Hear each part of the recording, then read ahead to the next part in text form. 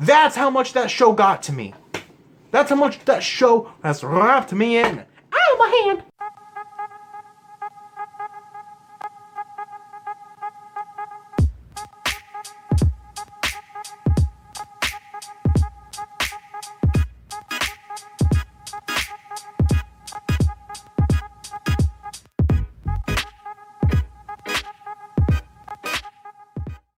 What up, everyone? It's your boy Floz MG. Welcome back to another episode of Tear Up.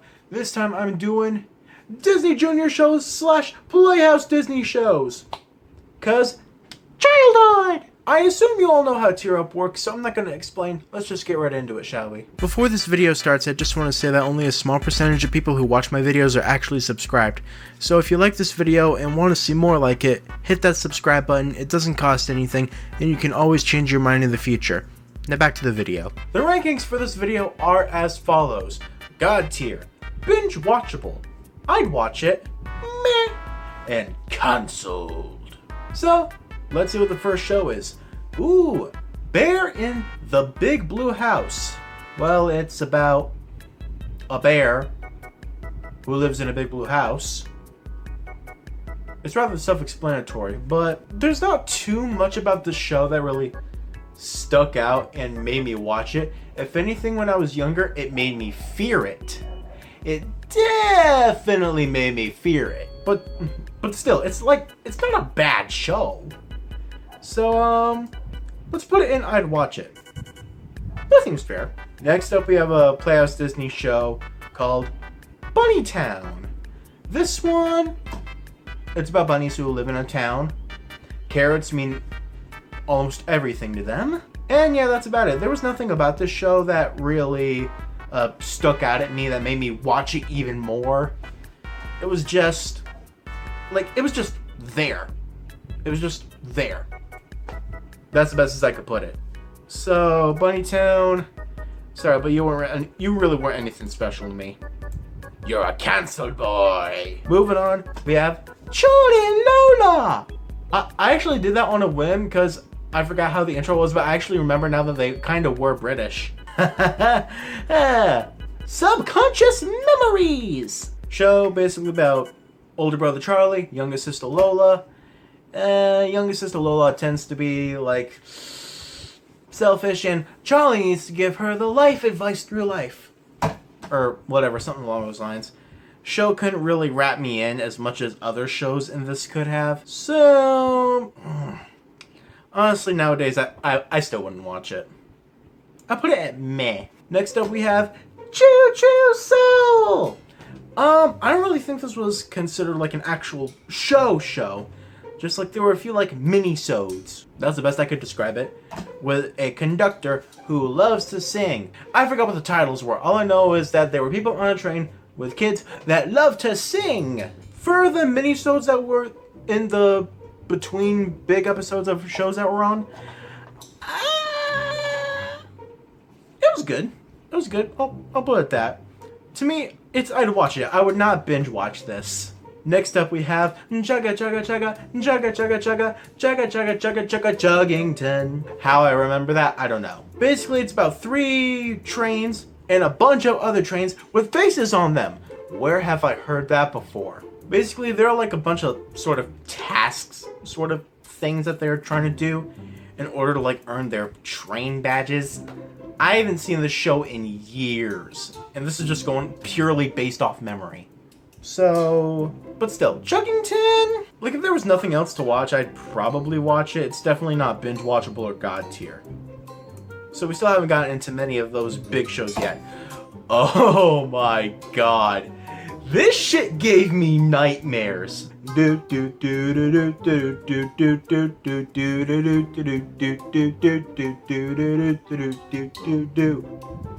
the Doodle Bops? If you remember that show, congratulations, you're probably over 20. But this is about the Doodle Bops, who are a band of strangely colored people. That came out so wrong. And by that, I mean they are pink, blue, and orange. That could have been so wrong for a minute. I really need to work on my phrasing. But basically, they're a band, again, aimed towards kids, because everything on this goddamn channel was aimed towards kids. But still, the fact this show is pure nightmare fuel for really young kids. I'm just saying, gave me nightmares. Damn, that show takes me back. It's not God tier, I'll say that.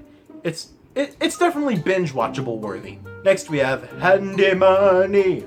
Bam. He's basically a handyman named Manny with a bunch of tools that can talk. No surprise there. Literally, Playhouse Disney and Disney Junior is full of inanimate things that talk. This show was more so centered around like teaching Spanish.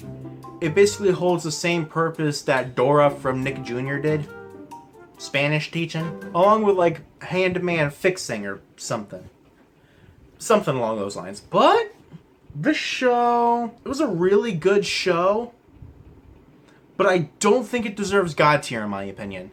So we'll put it one step lower at binge watchable. That definitely seems fair to me. Moving on, we have a show called Higglytown Heroes. And wow, how high were the people who made this show? Every character in this show was a freaking Russian nesting doll. And you know what's really creepy? They live inside each other. If they're like, how'd they give birth to one another? Oh my god. Higglytown Heroes, it's basically the main 4 kids and a squirrel for some reason will have some sort of problem that they need to solve. They try to solve it on their own. They realize they can't do it, so they need, as they put it, a Higglytown hero. A Higglytown hero. And it's literally just some like ordinary person, like a plumber, a repairman, a pizza guy. There's a freaking pizza guy! How'd I forget about that? There's a pizza guy who's a really main character-ish. I'm actually so annoyed I forgot about that mofo. But it's still not God tier. I would definitely binge watch it, but not God tier. It's binge watchable. That's fair to me. Next up, yes! One of the greatest Playhouse Disney shows of all time. Imagination Movers, centered around a sort of band named Imagination Movers who try to solve these ideal emergencies, as they put it, which is like really, really obscure problems. They've had a lot of really famous people on that show, and I've actually been surprised. Who exactly? That I can't remember. I just know that they were like really well known. But like, this show had one of the most lit theme songs, I think, on Playhouse Disney. But Imagination Movers as a show, you're never gonna change my mind. It's a God tier, baby! Now we're getting into some of the new age stuff with Jake and the Neverland Pirates. The fact that it was based off Peter Pan, it got me wrapped in at the very beginning because it was like, oh, Peter Pan! My childhood! I have to see what this is like. It wrapped me in for maybe a year or two, then it really lost me. I'm not gonna put it I'd watch it, because nowadays, I don't think I'd watch it. Meh. Oh, oh, this also had a really lit theme song. We have the goddamn Johnny and the Sprites. Johnny, I believe he's like a songwriter, musician type person who went to live in this house in the woods to work on the music on his own, but somehow he feels it's a magical place, and somehow he feels he's not alone. And yes, I ripped those lines from the freaking theme song, because it's lit! The Sprites are like these magical woodland creatures or something. I don't really know. And for some reason, Johnny's the only one who can see them. And they all have like a bunch of weird problems, and Johnny somehow is able to help him fix them or whatever. I don't remember. The theme song alone can't give it God tier, but the theme song does make me want to put it into binge watchable. Definitely. Okay, next up we have JoJo's Circus. When I was much younger, it really wrapped me in because I couldn't wait to watch this for some odd reason. I don't remember what that reason was, but basically it surrounds this circus clown named JoJo and her friends, one who's a ballerina, one who's a frog ballerina, I believe, one who's a rodeo clown, one who's a lion named Goliath, and those are the only ones I can remember at this very moment. From what I remember about this show, it was able to wrap me in, so I can't put it at binge watchable. I have to put it in maybe, maybe I'd watch it. Yeah, sure. We'll put it at I watch it for now. Next up, we have another one of the quote-unquote newer shows called Jungle Junction. It's basically a bunch of like animals in the form of cars. There's a freaking character called Taxi Crab. Wow, so original. What this show mainly centered around is kind of escaping me at the moment. But this was one of the shows I remember being able to wrap me in so well. But again, I can't remember the freaking reason.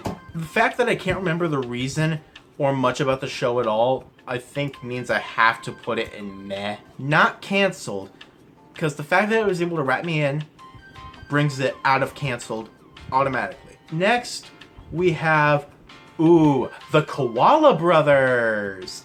I don't remember jack diddly shit about this show, other than the fact that they're two koalas who are brothers who fly in an airplane, and a bunch of their friends who are also animals happen to have landed themselves into some sort of trouble, and the Koala Brothers need to come out and help.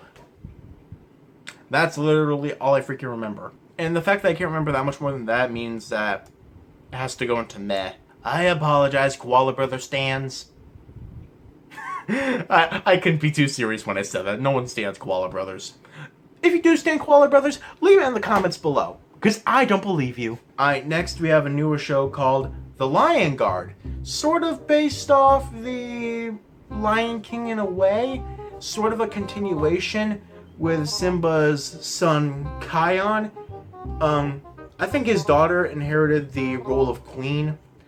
And Kion, he has this weirdly special roar where it gives him like great power and like force. I don't remember shit about this show. I thought it was gonna be pretty good because it was based off the Lion King, like I did with Jake and the Neverland Pirates. But I was wrong. I was wrong to the point where I have to put it here. You sick of me, Lion Guard. But after we get so disappointed, we're getting lit again because we're going on a trip in our favorite rocket ship, zooming through the sky, little Einsteins. This show was a masterpiece. Like, freaking, I've actually gone to binge watching it now. That's how much that show got to me. That's how much that show has wrapped me in. Ow, my hand! This show is great. One of the most lit theme songs on the planet. To the point where it's become so many freaking memes. You can't change my mind on this one. It is the God tier. Next up, we're up to the Mickey Mouse Clubhouse.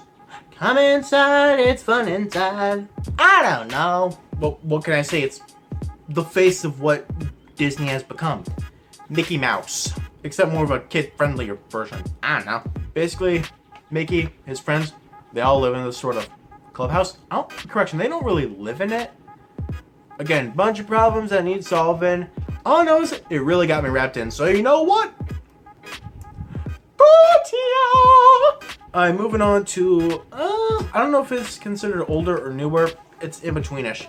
It's called My Friends Tigger and Pooh with the Super Sleuths. This show couldn't really get me wrapped in. I don't think Pooh himself could get me wrapped in. So, it's not canceled worthy. It's low enough for meh, but not low enough to be canceled. Next up we have Bar Fuel. Sophia the First. Blech. I don't even want to explain it because this show made me sad. Cancel it! Next up we have Special Agent Oso! Special Agent Oso, some kid in the world would need help with this, what would seem to be like a very easy task. And then Oso's Shutterbug would transmit the signal to Oso's boss or something. And then the boss would say that Oso needs to go to this place to help this kid with this thing.